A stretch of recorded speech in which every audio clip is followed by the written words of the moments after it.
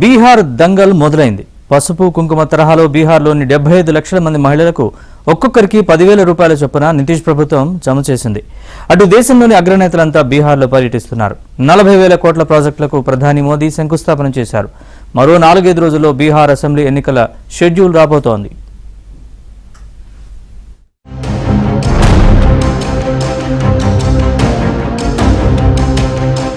Assembly ఎన్నికలు సమీపిస్తున్న తరుణంలో బీహార్ ప్రభుత్వం అక్కడి మహిళలకు నవరాత్రి కానుక అందించింది. ఒక్కొక్కరికి 10,000 చొప్పున 75 లక్షల మంది మహిళల ఖాతాల్లో డబ్బు జమ చేసింది. ఢిల్లీ నుంచి వర్చువల్ గా ప్రధాని నరేంద్ర మోదీ ఈ కార్యక్రమంలో పాల్గొన్నారు. దీనికి బీహార్ ముఖ్యమంత్రి నితీష్ కుమార్, ఇతర మంత్రులు హాజరయ్యారు. 7,500 కోట్లతో బీహార్లోని ఎన్డీఏ ప్రభుత్వం ఈ పథకాన్ని తీసుకువచ్చింది. మహిళా సాధికారత, స్వయం ఉపాధి కల్పించడం దీని ఉద్దేశం.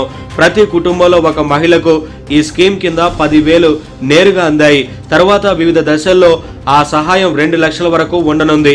స్వయం ఉపాధి కోసం పశు పోషణ, వ్యవసాయం, టైలరింగ్ వంటి రంగాల్లో ఆ మొత్తాన్ని ఉపయోగించుకోవచ్చని ప్రభుత్వం ఓ ప్రకటనలో వెల్లడించింది.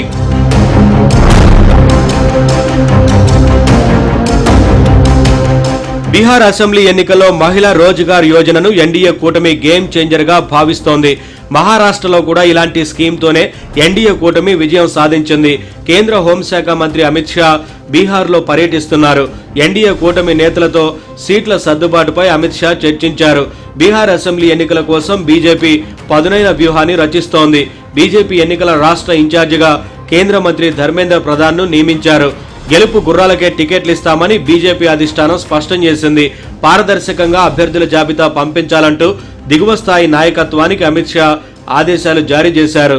गैस कनेक्शन ने बिहार की रसोई को ही नहीं, महिलाओं की जिंदगी को भी उज्जवल बना दिया है। माताओं बहनों, आपकी हर परेशानी को दूर करना ये हमारा दायित्व है। हमने कोरोना के कठिन समय में मुफ्त अनाज की योजना शुरू की थी, क्योंकि मेरा एक लक्ष्य था, कोई बच्चा रात को भूखा नहीं सोना चाहिए। लेकिन इस योजना ने आपकी इतनी मदद की कि हमने इसे जारी रखने का फैसला किया। आज भी पीएम गरीब कल्याण योजना चल रही है। ఇంతకాలం పట్టించుకోకుండా ఎన్నికల ముందు 10,000 రూపాయలు ఇచ్చేస్తే ఓట్లేసేయడానికి బీహార్ మహిళలు తెలివిలేని వాళ్ళు కాదని, వేరే రాష్ట్రాల స్కీమ్లను నితీష్ కుమార్ కాపీ కొట్టారని విమర్శించారు తేజస్వి యాదవ్. తమ ప్రభుత్వం అధికారంలోకి రాగానే మహిళల కోసం ప్రత్యేక పథకాలు అమలు చేస్తామన్నారు. బీహార్లో ప్రతి మహిళ మార్పును కోరుకుంటున్నారని అన్నారు తేజస్వి. త్వరలో జరగబోయే బీహార్ అసెంబ్లీ ఎన్నికలే కేంద్రంలోని మోదీ ప్రభుత్వ అవినీతి పాలనా పతనానికి నాంది పలుకుతాయని ఏఐసీసీ అధ్యక్షుడు మల్లికార్జున ఖర్గే అన్నారు. బీహార్ సీఎం నితీష్ కుమార్ ను భారంగా భావిస్తున్న బీజేపీ ఆయన్ను మానసికంగా రిటైర్ చేసిందని చెప్పారు. आज क्या परिस्थितियां हैं? आज परिस्थितियां ये हैं कि यहाँ रोजगार नहीं मिलता भाई और बहनों। मैं देश भर में घूम, हिमाचल प्रदेश में मेरा घर बन रहा था, मजदूर कहाँ के थे? मजदूर कहाँ के थे बताओ? दिल्ली में जितनी भी इमारतें बनती हैं मजदूर कहाँ के हैं? साउथ में मैं केरल से आई हूँ, केरल में मैं सड़क पे चल रही थी, मैं रुकी, मैंने कहा तुम खोद रहे हो? कोई आदमी एक मजदूर खोद रहा था सड़क को। मैंने कहा भाई कहाँ के हो? कहाँ का था बताओ? सारी की सारी जनता पलायन करके बाहर जा रही है। यहाँ एक रोजगार नहीं छोड़ा, एक रोजगार नहीं छोड़ा आपके लिए। अभी मैं महिलाओं से मिलके आई हूँ. ఓటరు జాబితాను తారుమారు చేయడానికి ప్రయత్నాలు సాగుతున్నాయని, ఈ సమయంలో రాజ్యాంగాన్ని, ప్రజాస్వామ్యాన్ని కాపాడుకునేందుకు మనమంతా ప్రతిజ్ఞ చేయాలని పిలుపునిచ్చింది కాంగ్రెస్ పార్టీ. మన దేశం అంతర్జాతీయంగా ఎదుర్కొంటున్న సమస్యలకు మోదీ ప్రభుత్వం దౌత్యపరంగా విఫలమవడమే కారణమన్నారు మల్లికార్జున ఖర్గే. బీహార్లో తాము అధికారంలోకి వస్తే ఎస్సీ ఎస్టీల రక్షణ చట్టం తరహాలో ఆర్థికంగా వెనుకబడిన తరగతులను వేధింపుల నుంచి రక్షించడానికి చట్టం తీసుకొస్తామని కాంగ్రెస్ నేత రాహుల్ గాంధీ హామీ ఇచ్చారు. 25 కోట్ల విలువైన ప్రభుత్వ కాంట్రాక్టుల్లో ఎస్సీ ఎస్టీ ఓబీసీలు ఈబీసీలకు కలిపి 50% కోటా కల్పిస్తామన్నారు.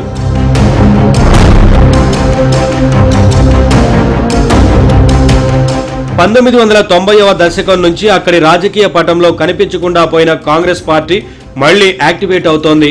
అలనాటి పూర్వ వైభవాన్ని తిరిగి సాధించేందుకు సర్వశక్తులను ఒడ్డుతోంది. అగ్రనేతల యాత్రలతో ఓటర్లకు చేరువయ్యేందుకు ప్రయత్నిస్తోంది.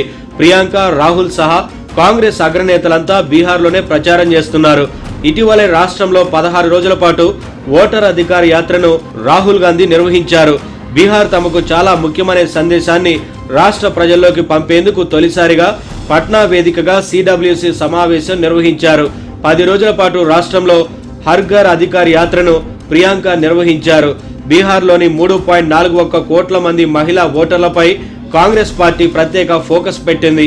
రాష్ట్రంలో అసెంబ్లీ ఎన్నికలు జరిగినా, లోక్సభ ఎన్నికలు జరిగినా ప్రతిసారి ఫలితాలను నిర్ణయించడంలో మహిళా ఓటర్లే కీలక పాత్ర పోషిస్తున్నారు. వారు కోరుకున్న కూటమినే విజయం వరిస్తోంది.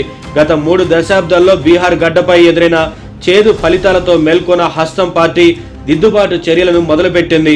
ముస్లిం ఓటర్లు 50% దాకా ఉండే సీమాంచల్ ప్రాంతంలోని పలు అసెంబ్లీ సీట్లలోనూ కాంగ్రెస్ పార్టీకి గతంలో చుక్కెదురైంది.